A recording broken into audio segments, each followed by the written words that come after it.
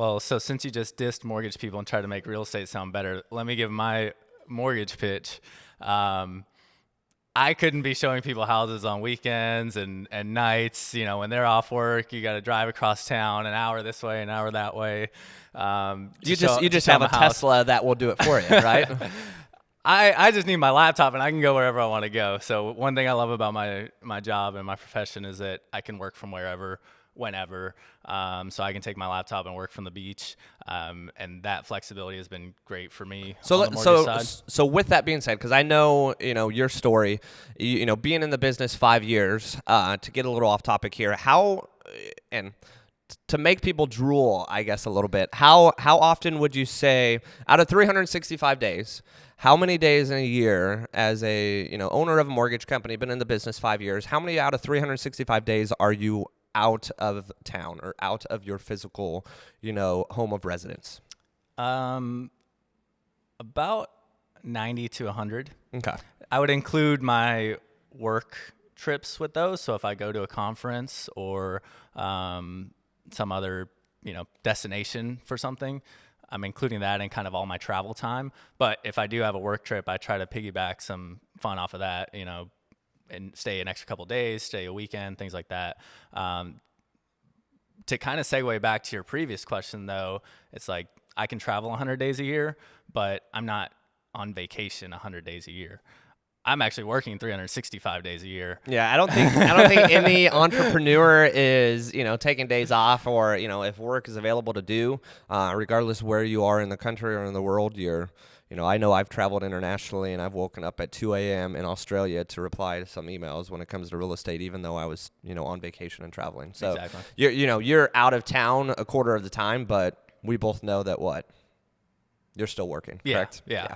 At the end of the day, I mean, if you want to get to where you truly want to get to, it's going to take a ton of sacrifice. So going back to the question, what kind of advice would you have folks that are looking to get started really in any kind of self-employed realm of business? So you really want to think about what's your goal, what's your motivation, what's your end game. But as I mentioned with my story, and I'm sure your story, you don't really know exactly what the end game is. I don't know what the path to get there is, but I'm just going to kind of move in this direction, and I might end up over there. I might end up over here. So you've really got to want that, and you've got to wholeheartedly want it. And it's got to be something that's a passion to where it's pretty much a hobby. It's what you like to do in your spare time. If you don't like to work or build your business or pursue this interest in your spare time, then you're just not going to be cut out to make it, because you're going to get tired and there's going to be hard times and you're not going to have enough drive and passion to get through it. So I kind of look at building my business as sort of like a video game. Like I used to play a lot of video games in middle school and high school, and I always wanted to be the best. I always want to be the top level. I always wanted to get the highest achievements. And so now when I'm building my business, it's like every obstacle I face is like a new boss challenge. It's a new level. I'm now at another level. I'm gathering achievements. I'm gathering awards. I'm building the bank account, the gold or whatever it is. So it's kind of like a video game to me. And it's sort of just those little bits of motivation and success as I get them continue to drive me to do more. So I don't mind, working at night, coming up with ideas, spending a weekend working on things or catching up or getting ahead. And so I really do kind of just live what I work, and I enjoy it. I mean, there's times when you get tired, you get burnt out, but you just push through those times. And in the end, when you look back, you'll be thankful that you did. Perfect. So I actually, I have this conversation with a lot of people regarding, truly finding something that I love, and I wake up every single morning excited to, put in the work that day. I can tell you firsthand, the Marines was great. I should say the Marines was great looking back on. When I was in the Marine Corps myself, it was very difficult to wake up at times. Obviously we had to. So getting up, putting in the work, and seeing the rest of my friends at the same age going to college and having fun was certainly not easy. And then going to college like they all tell us to do, getting my graduate degree, becoming a high school teacher, and, having that feeling of like, is this it? Is this what I'm doing for the next 30 years? And just not feeling fulfilled.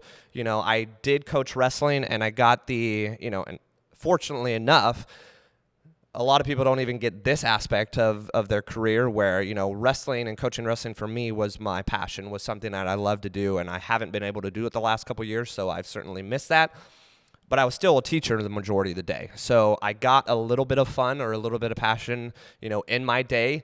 But the teaching side for me was like, I need something more. So, fortunately enough, I trip and fell into real estate. In your situation, did you, love being a CPA? Was it something you were passionate about? And how early on when it came to becoming a mortgage officer were you like, okay, this is my passion. I love it. I'm excited to wake up today, and I can't wait to continue to do what I'm doing? Yeah, so I'd say I never really felt fulfilled in any of my previous jobs, even even going to school, in high school, college, Marine Corps, any other jobs I worked before. I still always did my best. I still always worked hard and I excelled. But I just never really felt passionate about it or enjoyed it that much. Looking back on it, very thankful for all the different jobs I had, very thankful for everything I learned and experienced in the Marines, but definitely the Marine Corps, to the extreme.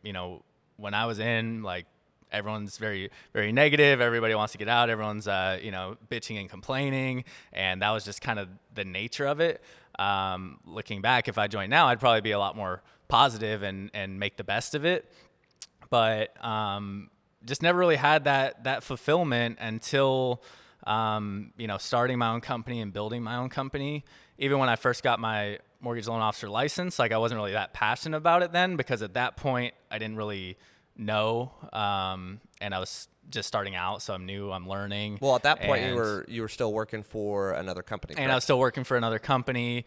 So I'm self-employed in the sense that it's a 100% commission sales type role, but I also had my accounting portion of the job, and so I was working for myself, but I wasn't. And at that point, I think it changes when you get from the point of like working because you just need to pay the bills. So you get to some income level where, hey, I just need to work because I've got to get to the next level. I need the promotion. I need the raise. I've got to be able to afford these necessities in life.